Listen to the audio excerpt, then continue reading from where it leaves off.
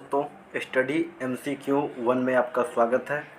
आज जो हम देखेंगे वो लुसेंट बुक, छोटा लुसेंट जो इस बुक से हम पहले 5 पेज प्राचीन भारत का देखेंगे। इससे पहले अगर आप इस चैनल पे अगर नए हैं तो सब्सक्राइब करना नहीं भूलिएगा और बेल आइकन को ज़रूर प्रेस कीजिएगा ताकि आने वाले जो भी वीडियो हो आपके पास सबसे पहले पहुँचे। और मैं आज के बाद रोज़ आपको कंटिन्यू हर दिन सुबह 5 बजे लुसेंट का वीडियो प्रोवाइड करवा दूंगा। चलिए शुरू करते हैं आज की क्लास। आज का क्वेश्चन है भारतीय इतिहास प्राचीन भारत से। ये क्वेश्चन है, पहला कह रहा है कि भारत के इतिहास। तो इसमें सबसे पहले देखिए, जो इम्पोर्टेंट क्वेश्चन है वहाँ पे हम टिक लगा देंगे। तो उत्तर में हिमालय से लेकर दक्षिण में समुद्र तक फैला यह उपमहाद्वीप भारतवर्ष के नाम से जाना जाता है। भारतवर्ष के नाम से जाना जाता है, ठीक है। जिसे महाकाव्य तथा पुराणों में भारतवर्ष अर्थात भारत का देश कहा गया है। यानी भारत को महाकाव्य और पुराण में भारतवर्ष और भारत का देश कहा गया है। यहाँ के निवासियों को भारतीय अर्थात भारत की संतान कहा गया है। भारत के प्राचीन कबीले का नाम, भारत एक प्राचीन कबीले का नाम था भरत। प्राचीन भारतीय अपने देश को जम्बू द्वीप अर्थात जम्बू या जामुन वृक्षों के द्वीप में कहते हैं। यानी प्राचीन भारतीय में भारत को जम्बू द्वीप या जम्बू के नाम से जाना जाता था। प्राचीन ईरानी इसे सिंधु नदी के नाम से जोड़ते थे, जिसे वे सिंधु नौ कहकर हिंदू कहते थे। यही नाम फिर पूरे पश्चिम में फैल गया और पूरे देश के इस एक नदी के नाम से जाने लगा। यूनानी इसे इंदे और अरब इसे हिंद कहा, इसलिए मध्यकाल में इस देश को हिंदुस्तान कहा जाने लगा। मध्यकाल में इस देश को क्या कहा जाने लगा? हिंदुस्तान कहा जाने लगा, ठीक है। आगे इसमें बात कहा गया है कि यह शब्द हिंदुस्तान शब्द जो है, यह शब्द भी फारसी शब्द हिंदू से बना है। यूनानी भाषा के इंदे यानी यूनानी भाषा में इंदे है, यूनानी भाषा के इंदे, और अंग्रेजी इसे इंडिया कहने लगा, अंग्रेज इसे इंडिया कहने लगा। विंध्य के पर्वत श्रृंखला देश के उत्तर और दक्षिण 2 भागों में बांटती है। विंध्य का पर्वत जो है, विंध्य पर्वत भारत को उत्तर और दक्षिण 2 भागों में बांटता है। कौन? तो विंध्य पर्वत उत्तर और दक्षिण में। उत्तर में इंडो यूरोपीय परिवार की भाषाएं बोलने वाले और दक्षिण में द्रविड़ परिवार की भाषा बोलने वालों की बहुमत है। यानी इसमें कहा गया उत्तर में इंडो यूरोपीय भाषा बोलते हैं और दक्षिण में कौन सी भाषा बोलते हैं? द्रविड़ भाषा अधिक बोलते हैं। भारत की जनसंख्या का निर्माण जिन प्रमुख नस्लों के लोगों के मिश्रण से हुआ है वह इस प्रकार है: प्रोटो एस्ट्रोलाइड, पेलियोमेट्रियोनियन, काक्सियाइड, निग्रोइड और मंगोलॉइड। चलिए अगला है, भारतीय इतिहास के अध्ययन की सुविधा के लिए 3 भागों में बांटा गया है: प्राचीन भारत, मध्यकालीन भारत, आधुनिक भारत। सबसे पहले इतिहास के 3 भागों में बांटने का श्रेय जर्मन इतिहासकार क्रिस्टोफ सेलियरस को जाता है। यानी इतिहास को सबसे पहले 3 भागों में जर्मन इतिहासकार क्रिस्टोफ सेलियरस ने बांटा, क्रिस्टोफ सेलियरस ने बांटा। आगे देखते हैं प्राचीन भारत की कुछ महत्वपूर्ण बातें हैं। प्राचीन भारतीय इतिहास के स्रोत। प्राचीन भारतीय इतिहास के विषय में जानकारी मुख्यतः 4 स्रोतों से मिलता है। कितना स्रोत से मिलता है? तो 4 स्रोत से जानकारी मिलता है: धर्म ग्रंथ, ऐतिहासिक ग्रंथ, विदेशियों का विवरण और पुरातत्व संबंधी साक्ष्य। धर्म ग्रंथ एवं ऐतिहासिक ग्रंथ से मिलने वाली महत्वपूर्ण जानकारी। भारत का सर्वप्राचीन धर्म ग्रंथ क्या है? वेद है। भारत का सबसे प्राचीन धर्म ग्रंथ वेद है, जिसके संकलनकर्ता महर्षि कृष्ण देवप्यान वेद व्यास को माना जाता है। यानी वेद का संकलनकर्ता कौन है? वेद व्यास है। वेद वसुवैध कुटुंबम के उपदेश देता है। वेद जो है वसुदैव कुटुंबकम का उपदेश देता है, वसुधैव कुटुंबकम का। भारतीय परंपरा वेदों को नित्य तथा अपुरुष मानती है। भारतीय परंपरा वेदों को नित्य तथा अपुरुष मानता है, अपुरुष है। वेद 4 हैं। वेद कितने हैं? तो वेद 4 हैं: ऋग्वेद, यजुर्वेद, सामवेद, अथर्ववेद। इन चारों वेद को संहिता कहते हैं। चारों वेद को क्या कहते हैं? तो चारों वेद को संहिता कहते हैं। अब बात करें ऋग्वेद। तो ऋग्वेद में देखिए, ऋचाओं के क्रमबद्ध ज्ञान के संग्रह को ऋग्वेद कहा जाता है। ऋचाओं के क्रमबद्ध ज्ञान के संग्रह को ऋग्वेद कहा जाता है। इसमें 10 मंडल है, ऋग्वेद में 10 मंडल है, 228 सूक्त है, वाल्मीकित पाठ के 11 सूक्त सहित एवं 10,462 ऋचाएँ हैं।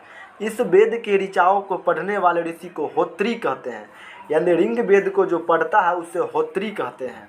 इस वेद से आर्य के राजनीतिक प्रणाली के इतिहास एवं ईश्वर महिमा के बारे में जानकारी मिलती है।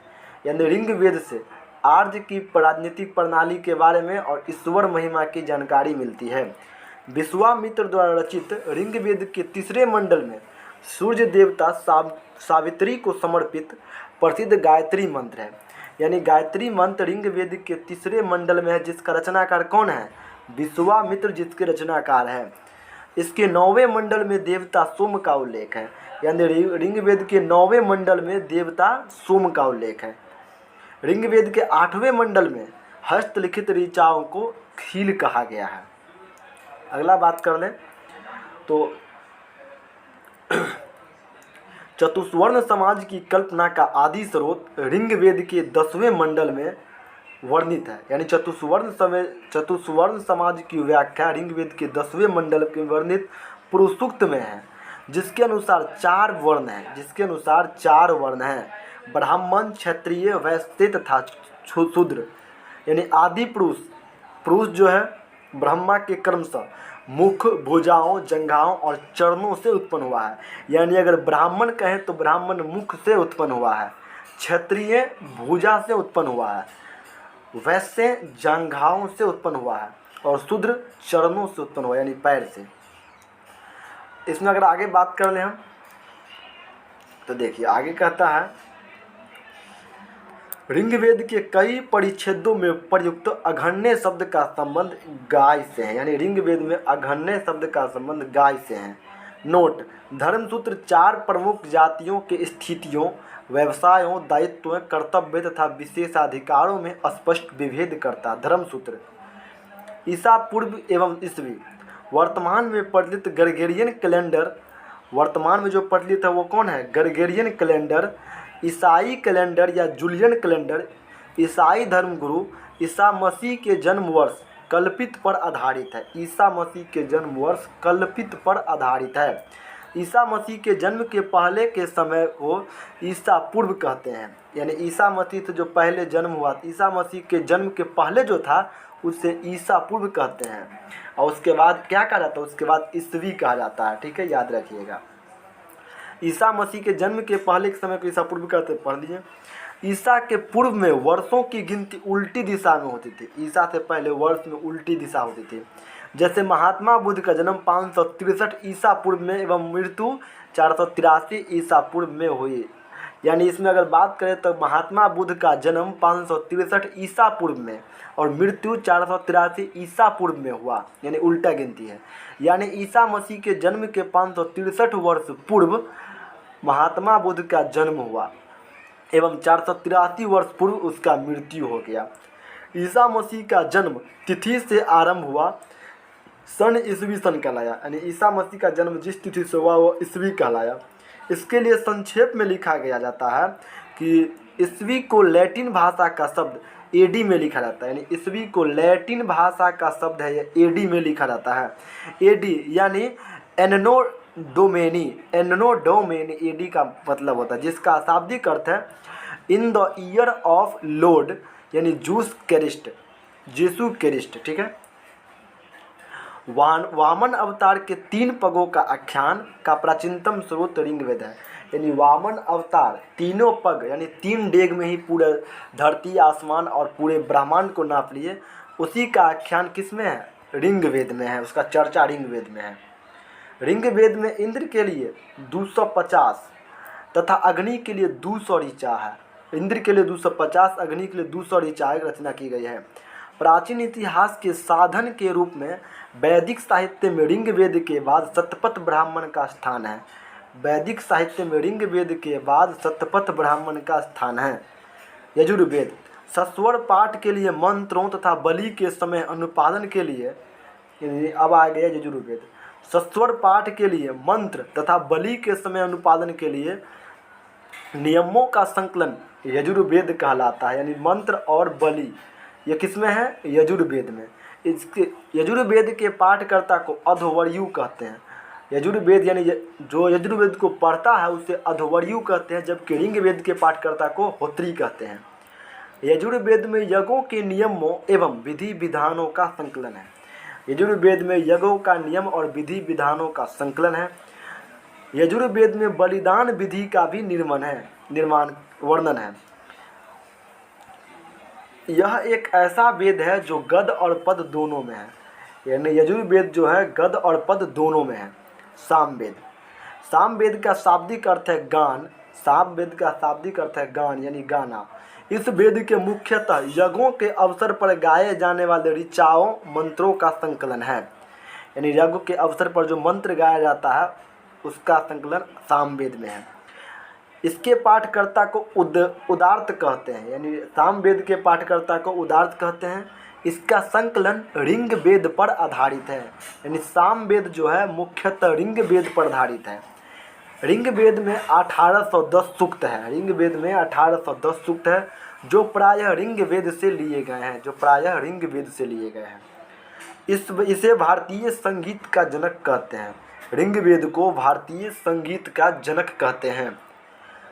यजुर्वेद तथा सामवेद में किसी भी विशिष्ट ऐतिहासिक घटना का वर्णन नहीं मिलता है। यजुर्वेद और सामवेद में किसी भी ऐतिहासिक घटना का वर्णन नहीं मिलता है। अगला अथर्ववेद। अथर्वा ऋषि द्वारा रचित इस वेद में कुल 731 मंत्र तथा लगभग 6000 पद है। 731 मंत्र अथर्ववेद में और 6000 पद है। इसके कुछ मंत्र ऋग्वैदिक मंत्रों से भी प्राचीनतर है। अथर्ववेद कन्याओं का जन्म की निंदा किया गया। यानी अथर्ववेद में अगर किसी को लड़की का जन्म होता है तो उसका निंदा किया गया है। अगला बात करें, ऐतिहासिक दृष्टि से अथर्ववेद का महत्व इस बात में है कि इसमें सामान्य मनुष्य के विचारों तथा अंधविश्वास का विवरण मिलता है। अंधविश्वास और विचार यानी जादू टोना सब होगा। पृथ्वी सूक्त अथर्ववेद के प्राचीनतम सूक्त निधि माना जाता है।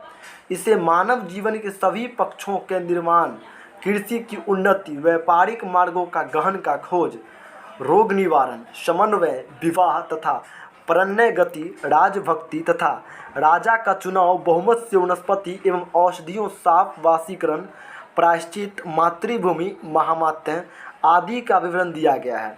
कुछ मंत्रों में जादू टोने का भी वर्णन है। यानी जो अंधविश्वास है कि ये शक का होता है वो सब अथर्ववेद में होता है, जिसको हम देखते नहीं, अंधविश्वास।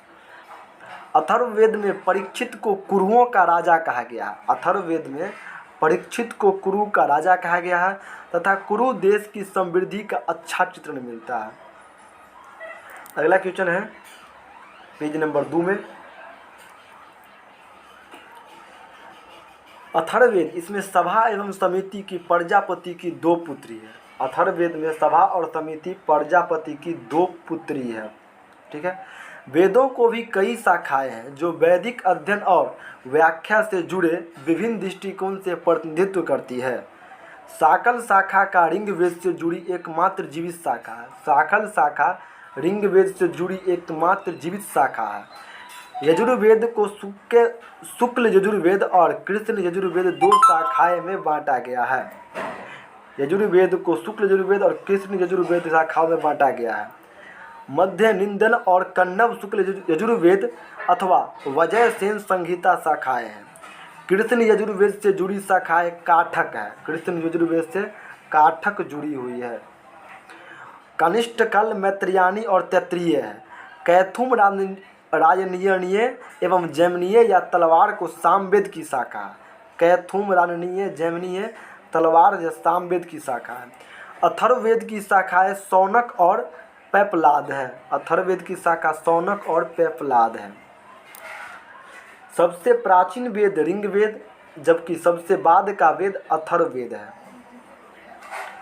ब्राह्मण, अरण्यक और उपनिषद। संहिता के पश्चात ब्राह्मणों, अरण्यक तथा उपनिषदों का स्थान है। इनसे उत्तर वैदिक कालीन समाज एवं संस्कृति के विषय में जानकारी प्राप्त होती है। ब्राह्मण ग्रंथ वैदिक साहित्यों को व्याख्या करने के लिए गद्य में लिखे गए हैं। प्रत्येक संहिता के लिए अलग अलग ब्राह्मण ग्रंथ हैं, जिसे नीचे दिए गए सारणी में इस प्रकार दिया गया है। नीचे दिए गए सारणी आप देख सकते हैं कैसे दिया गया। सो ऋग्वेद यानी इसका ऐतरेय तथा कौशिकीय ब्राह्मण ग्रंथ है। यजुर्वेद कहा तैतरीय और शतपथ ब्राह्मण। सामवेद कहा पंचविश। अथर्ववेद कहा गोपथ। अथर्ववेद का ब्राह्मण ग्रंथ कौन है? तो गोपथ। इन ब्राह्मण ग्रंथों से हमें परीक्षित के बाद और बिंबिसार के पूर्व के घटनाओं का ज्ञान प्राप्त होता है। ऐतरेय में राज्याभिषेक के नियमों एवं कुछ प्राचीन राजाओं का नाम दिए गए हैं। ऐतरेय में राज्याभिषेक किसमें है? ऐतरेय ब्राह्मण में। शतपथ में गंधार, शल्य, केकय, कुरु, पंचाल, कौशल, विदेह आदि राजाओं का उल्लेख है। यानी अगर राजा का उल्लेख अगर कहे तो किसमें है? शतपथ ब्राह्मण में। याद रखिएगा, वैदिक साहित्य में ऋग्वेद के बाद शतपथ ब्राह्मण का स्थान है। ऋग्वेद के बाद किसका स्थान है? शतपथ ब्राह्मण का। अरण्यक में यज्ञ से जुड़े कर्मकांड की दार्शनिक और प्रतीकात्मक अभिव्यक्ति है। अगला है, उपनिषद की संख्या 108 है, जिनमें से 13 को मूलभूत उपनिषद कहा गया। 13 को कहा गया जो मूलभूत यानी मूल मुख्य उपनिषद 13 को है। उपनिषद में रखा गया है। इसमें यज्ञ से जुड़ी दार्शनिक विचार, शरीर, ब्राह्मण, आत्मा तथा ब्रह्मा की व्याख्या दी गई है। उपनिषद में स्त्री की सर्वाधिक गिरी हुई स्थिति मैत्रेयी संहिता से प्राप्ति है। यानी स्त्री की सर्वाधिक गिरी हुई स्थिति मैत्रेयी संहिता में है, जिसमें जुआ और शराब की भांति स्त्री को पुरुष का तीसरा मुख्य दोष बताया गया है। स्त्री को जुआ और शराब के भांति तीसरा दोष बताया गया है। शतपथ ब्राह्मण में स्त्री को पुरुष की अर्धांगिनी कहा गया है। शतपथ ब्राह्मण में स्त्री को पुरुष की अर्धांगिनी कहा गया है। जवालो उपनिषद में चारों आश्रम का उल्लेख है। 4 गो आश्रम है जिसका उल्लेख जवालो उपनिषद में। जावालो स्मृति ग्रंथों में सबसे प्राचीन एवं प्रमाणिक मनु स्मृति मानी जाती है। यह शुंग काल का मानक ग्रंथ। मनु स्मृति शुंग काल का मानक ग्रंथ है। नारद स्मृति गुप्त युग के विषय में जानकारी देती है। नारद स्मृति गुप्त युग के विषय में जानकारी देती है। वेदांग एवं सूत्र। वेदों की भली भांति समझने के लिए 6 वेदांग दिया गया। वेदांग कितने हैं? 6। यह है शिक्षा यानी शुद्ध उच्चारण शास्त्र, कल्प कर्मकांड विधि, निरुक्त शब्दों की उत्पत्ति शास्त्र, व्याकरण, छंद एवं ज्योतिष। वैदिक साहित्य को अक्षुण्ण बनाए रखने के लिए सूत्र साहित्य का प्राणयन किया गया है। श्रौत गृह तथा धर्मसूत्रों के अध्ययन से हमें यज्ञीय विधि विधानों और कर्म कांडों तथा राजनीति विधि व्यवहार से संबंधित महत्वपूर्ण बातें हैं। प्रमुख सूत्रकारों में गौतम, बौद्धयान, अपस्तंभ, वशिष्ठ आदि के नाम विशेष रूप से उल्लेख है। सूत्रों में गौतम धर्मसूत्र का सबसे प्राचीन माना गया। सूत्रों में गौतम धर्मसूत्र सबसे प्राचीन माना गया है। इसी में अगर आगे हम बात करें तो इसमें है पुराण। यानी पुराण में अगर देखेंगे हम तो भारतीय ऐतिहासिक कथाओं के सबसे अच्छा क्रमबद्ध विवरण पुराणों में मिलता है। सबसे अच्छा विवरण किससे मिलता है? पुराण में।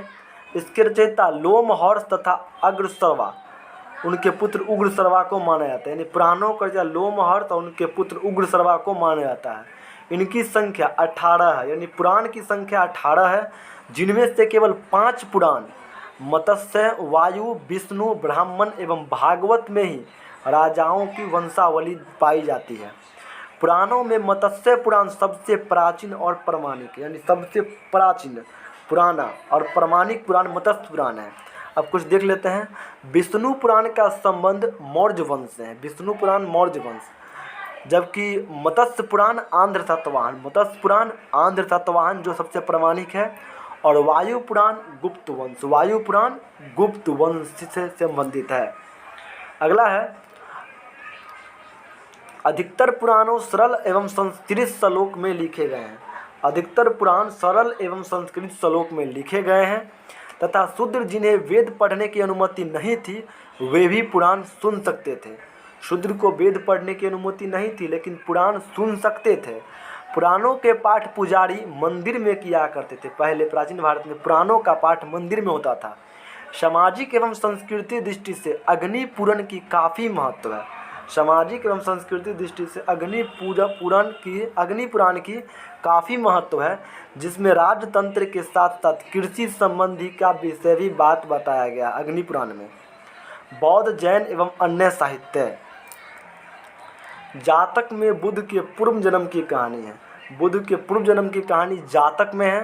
हीनयान का प्रमुख ग्रंथ कथा वस्तु है, जिसमें महात्मा बुद्ध के जीवन चरित अनेक कथानक है। महात्मा बुद्ध के जीवन चरित्र की अनेक कथानक हीनयान में है, कथानक है, कथा वस्तु में है। जैन साहित्य को आगम कहा जाता है। जैन धर्म का प्रारंभिक इतिहास कल्पसूत्र में है। जैन ग्रंथ में भागवती सूत्र महावीर के जीवन कृत्यों तथा अन्य समकालीन के साथ उनके संबंधों का विवरण है। महावीर के जीवन कृत्य का वर्णन भागवती सूत्र में है।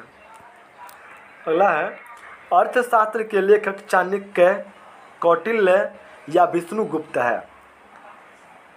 यह 15 अधिकरणों 180 प्रकरणों में विभाजित है। इससे मौर्यकालीन इतिहास की जानकारी प्राप्त होती है। अनुवाद शाम शास्त्री, अनुवादक है शाम शास्त्री, अर्थवाद का अनुवादक शाम शास्त्री। संस्कृति साहित्य में ऐतिहासिक घटनाओं के क्रमबद्ध लिखने का सर्वप्रथम प्रयास कल्हण के द्वारा किया गया। किसके द्वारा? कल्हण के द्वारा किया गया। कल्हण द्वारा रचित पुस्तक राजतरंगिणी राजाओं की नदी, राजतरंगिणी राजाओं की नदी, इस ग्रंथ में 8 सर्ग है। राजतरंगिणी में 8 सर्ग है जिन्हें तरंगों की संज्ञा दी गई है। इससे प्रारंभ से लेकर 12वीं सदी तक कश्मीर के शासकों का वर्णन है। यानी राजतरंगिणी में कश्मीर के शासकों का वर्णन है जो सबसे पहले संस्कृत में लिखने का प्रयास किया गया या लिखा भी गया। अरबों के सिंध विजय का वृत्तांत चचनामा पुस्तक में है, जिसका लेखक अली अहमद है। चचनामा के लेखक अली अहमद है। अष्टाध्यायी संस्कृत भाषा व्याकरण की प्रथम पुस्तक है।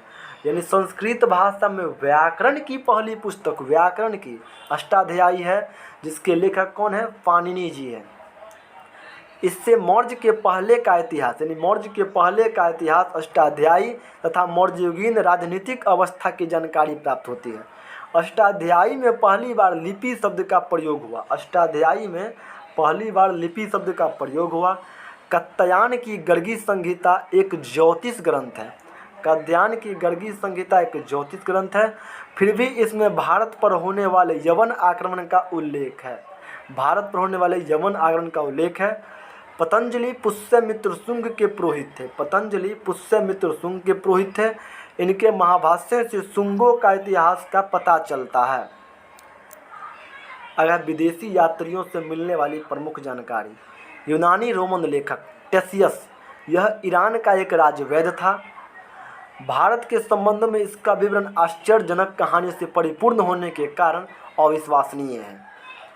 हेरोडोटस, इसे इतिहास का पिता कहा जाता है।